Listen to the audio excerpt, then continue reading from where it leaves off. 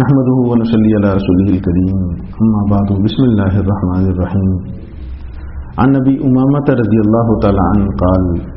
قال رسول الله صلى الله عليه وسلم ان الله عز وجل يحب الرفق ويرضاه ويعين عليه ما لا يعين على العنف۔ حضرت ابو امامہ رضی اللہ تعالیٰ عنہ سے مروی ہے، فرماتے ہیں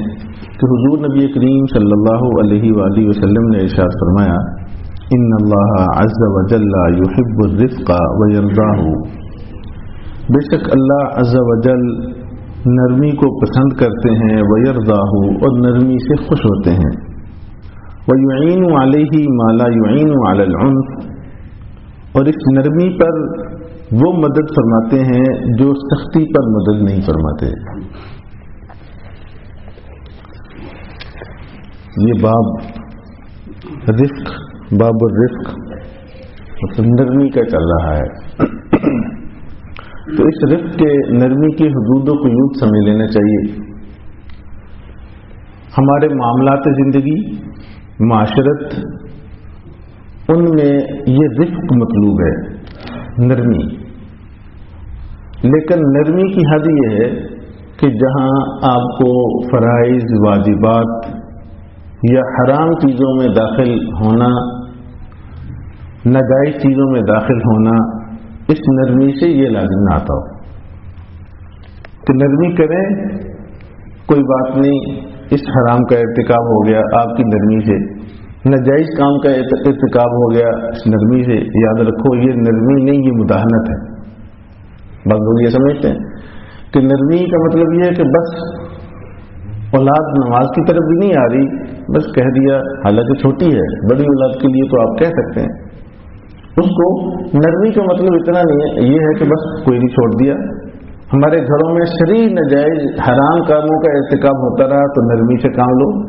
وہاں نرمی نہیں، وہاں تھوڑی سی پھر سختی بھی دکھانا، یہ عین عبادت ہے اور وہاں اس پر سٹینڈ لینا چاہیے۔ بعض لوگ نرمی کے اس باب سے وہ اس حد تک پہنچ جاتے ہیں کہ مداہنت شروع ہو جاتی ہے دین میں،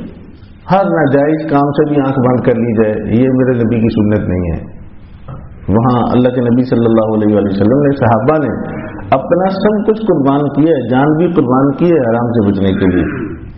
یہ واقعات آپ پڑھتے ہیں، اللہ کے نبی صلی اللہ علیہ وآلہ وسلم کے بہت سارے ایسے معاملات کہ جس میں وہ آپ صلی اللہ علیہ وآلہ وسلم ایسے کاموں پر بہت زیادہ غصے میں، یعنی روایت میں آتا ہے کہ آپ کا چہرہ سرخ ہو جاتا تھا۔ تو جہاں حرام کام ہے وہاں نرمی نہیں ہے، ناجائز کام ہے وہاں نرمی نہیں ہے۔ نرمی میں نے عرض کیا، یہ جو ہمارے معاملات زندگی ہے جس میں کوئی حرام کام، جیسے اولا خلاف اولا ہے، بچے کو کوئی اشراق پڑھا کرو، اب نہیں پڑھتا تو مارنا شروع کر دیا، یہ تو نہیں۔ تہجد پڑھا کرو،